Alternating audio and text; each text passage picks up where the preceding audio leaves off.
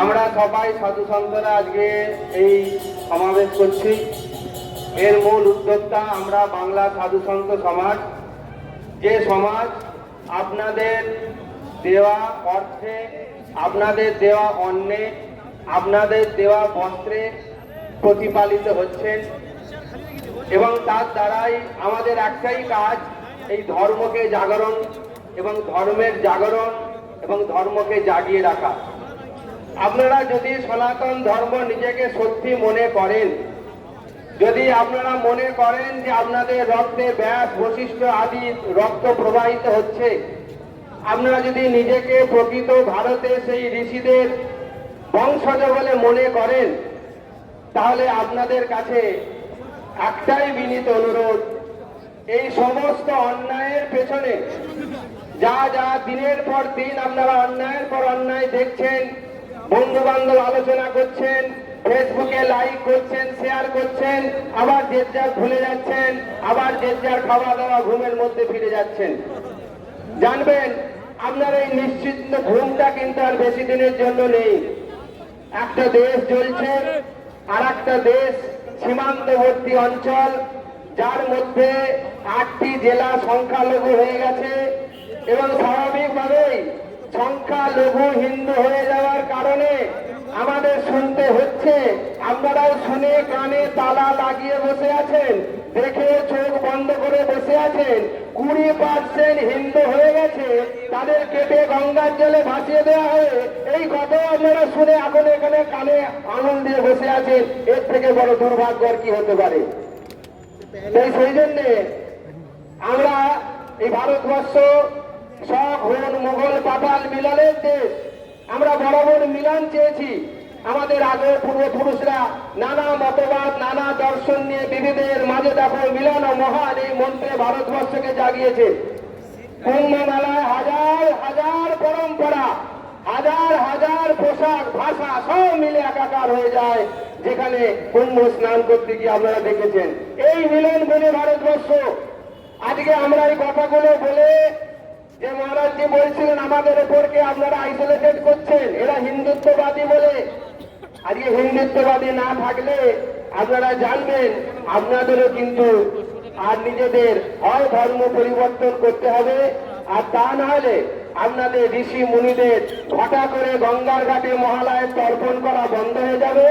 আর দুর্গা পুজোটা কেবলমাত্র খালি পুতুল পুজোয় থেকে যাবে, নবপত্রিকা স্নান আর এই বীরেন্দ্র কৃষ্ণ ভদ্রের চণ্ডীপাঠ আর আপনার প্যান্ডেলে প্যান্ডেলে বাজবে না।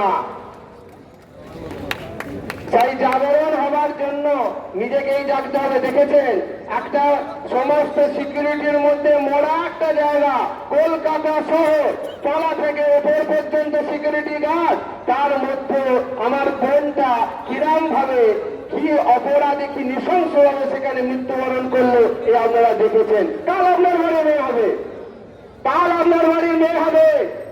এখন থেকে আপনারা বলতে শুরু করেছেন যে ব্যাগের মধ্যে লঙ্কা নিয়ে যা, রাত্রিবেলায় 9টা 6টা বেজে গেলে আর বাড়ির বাইরে থাকিস না, আবার বলতে শুরু করেছেন আপনারা। এই দুদিন বাংলায় কালো মেঘের মতন যেরকম আকাশে দেখছেন বৃষ্টি পড়ছে অথচ পড়ছে না, একে আপনারা কিভাবে নেবেন আপনারা জানেন। আমরা খালি আমাদের জাগরণ করবার জন্য এখানে এসেছি। আমাদের কি হয়ে গেছে জাগরণ করবা? ভালোই আছি, আশ্রমে মঠ মন্দিরে আছি, খাচ্ছি পড়ছি, ভালোই আছি।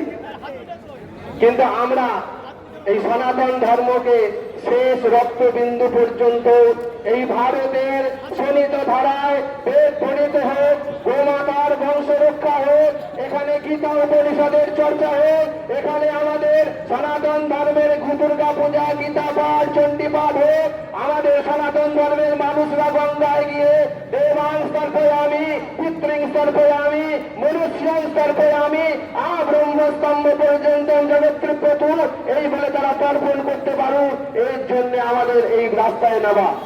তাই সমস্ত সমাজের মানুষকে একত্রীকরণ হয়ে নিজ স্বধর্ম রক্ষা বাড়িতে বাড়িতে শুরু করুন। তা না হলে এই যে ঘোর বিপদ আসছে, এর থেকে আপনাকে কেউ বাঁচাবে না, কোন সরকার বাঁচাবে না, কোন পুলিশ বাঁচাবে না, কোন সেনাবাহিনী বাঁচাবে না।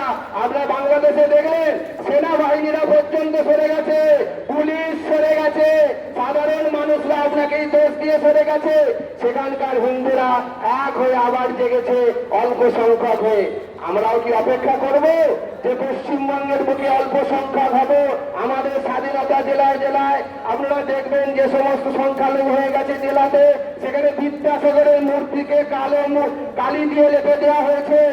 বলা হচ্ছে যে এইটা আমাদের ধর্মে নেই। অতএব কোন সংস্কৃতিকে আপনারা সাদরভাবে গ্রহণ করছেন? কাকে আপনারা কার জন্য চুপচাপ আছেন? গর্জে উঠুন, না উঠলে আপনাদেরই বিপদ, আর আপনাদের সঙ্গে সঙ্গে আপনাদের ভাবি প্রজন্মেরও বিপদ। আমি আমার বক্তব্য শেষ করছি, কিন্তু শেষ করবার আগে যেখানে আমি শেষ করলাম সেখান থেকে যিনি শুরু করেন তিনি হচ্ছেন আমাদের পরম শ্রদ্ধেয় কার্তিক মহারাজ। সেই কার্তিক মহারাজের কথা শুনবার জন্য অধীর আগ্রহে আপনারা এতক্ষণ ধরে বসে আছেন।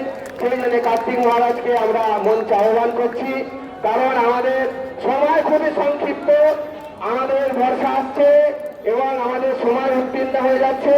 এর মধ্যে কার্তিক মহারাজ আমাদের মধ্যে আসছেন, তিনি বক্তব্য পরিবেশন করবেন। ভারত